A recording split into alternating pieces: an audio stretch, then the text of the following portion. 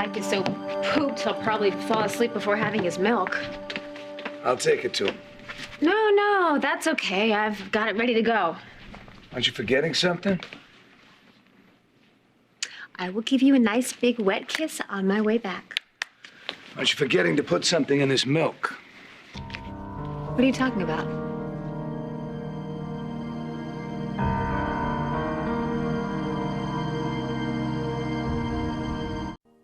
Oh, Spike's vitamins. Thank you. Not just any vitamins, right? These are from Dr. Hilliard.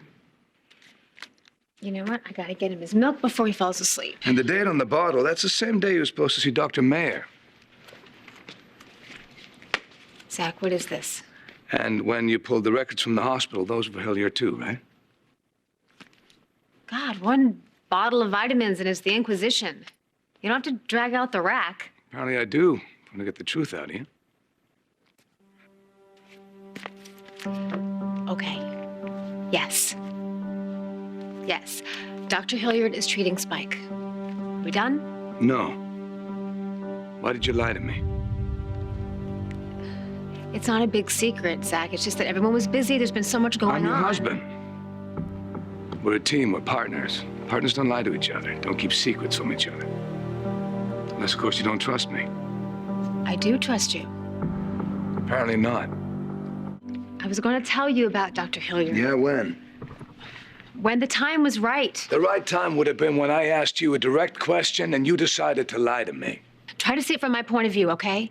The last time I took Spike to see Dr. Hilliard, everyone went crazy. People went crazy because you took him out of the hospital without telling anybody. No. Everyone freaked out because Dr. Hilliard isn't mainstream.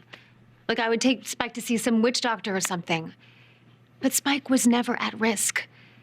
I know a lot more about Dr. Hilliard now, and I'm telling you, I am convinced that he can cure Spike. He can help him. In secret. It was my idea to keep the whole thing quiet. You don't understand. Zach, I'm so convinced that this doctor is going to work that I had to beg him to take Spike's case. Since when do you have to beg a doctor to take a case?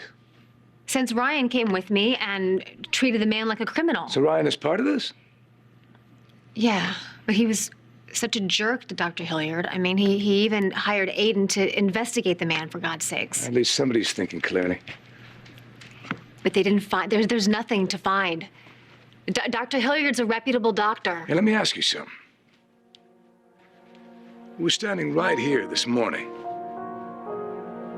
Tell me how happy you were, how confident you were in the future. Spike was getting better and we were working together. And this whole time you were sitting on this. Were you ever going to tell me?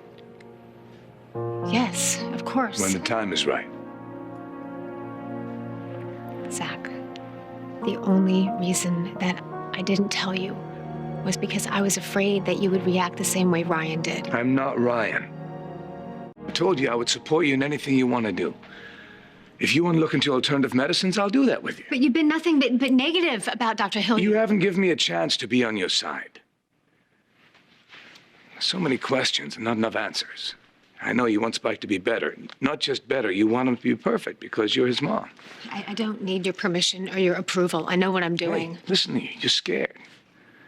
You're racing towards the one answer that you want to hear.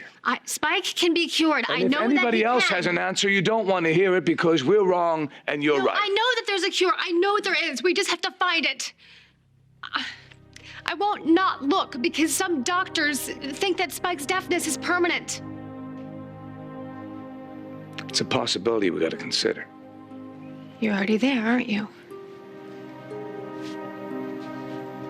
Did you even mean what you said when you said...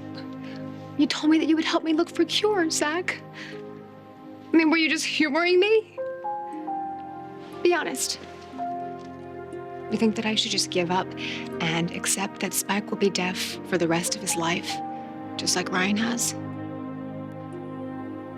Yes, I do.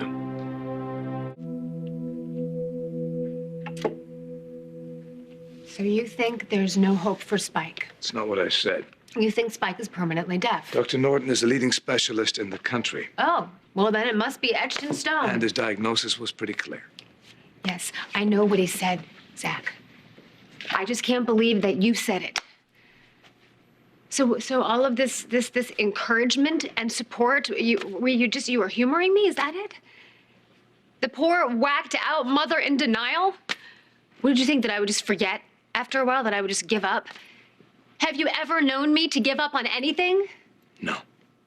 Okay, then why in the hell would you think that you could humor me into accepting that Spike will be permanently deaf? There are other options. That's not good enough. He can hear again with implants. Right. Not in the water. Implants can't be worn in the water. So when the other kids are swimming and they're playing Marco Polo and having fun, Spike will be sidelined. I mean, is that what you want for him? There's more to life than a pool party. Right. Okay, well, there's school. And a lot of schools don't accept children with cochlear implants. So what if Spike wants to go to the same school as his friends, but he can't because of the implant? He can hear again. Isn't that the important thing? Zach, the device will be outside of his head. People will see it. They'll see it and they'll know that he's deaf. And they'll take advantage of him and they'll treat him differently. No one's taking advantage of our boy. I don't want my son to go to some special school. It's like, I don't want him in special classes, okay? I don't want people talking to him slowly and treating him like he is some invalid. I don't want my child to not have the things that the other children get. It's not gonna happen. No, no, no. I will not let that happen to Spike. So you're just gonna keep doing what you're doing, huh? Your own thing. Cutting me out of it. Cutting everybody out of it. Hiding things.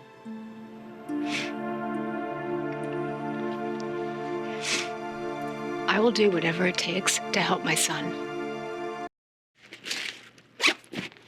Don't ask me not to help my son. It's your son now. Your son, nobody else's. Oh, come on. Don't be ridiculous. It's not what I mean. That's what you said. We're a family. We discuss things together and we decide things together. Yes, but your mind is completely closed. When yours isn't, I say something you don't like and you cut me out of the process. I'm just trying to do what's best for Spike. So we're on the same team, so one more time for the record. If you want to look into alternative medicine, I will do that with you. As long as it's not Dr. Hilliard. I don't care if it's Dr. Hilliard. I don't care who it is. But I'm going to need more than a bottle of vitamins and a pamphlet. Come on, I'm skeptical. I have a right to be skeptical and I have a right to say it.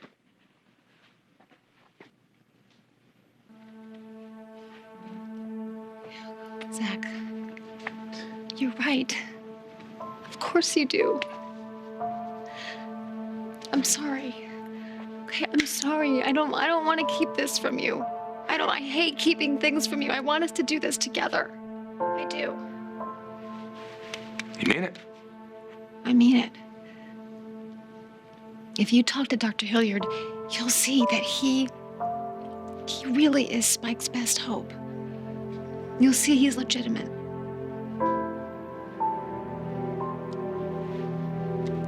Let's give it a shot. We'll go see you, Dr. Hilliard. But our family's not just you and me anymore. We'll all go. You, me, Annie, and Ryan. No. No, not Ryan. Did you hear anything I said to you? We have an agreement. No more secrets, right? Ryan will try to stop me. He's Spike's dad. You don't want to say something to him? I want to wait until we see if Dr. Hilliard's treatment works. None of the treatments work or they don't work. You tell him now. Whose side are you on? I'm on Spike's side. I'm going to do what's best for him. That's exactly what I'm doing. Behind his father's back.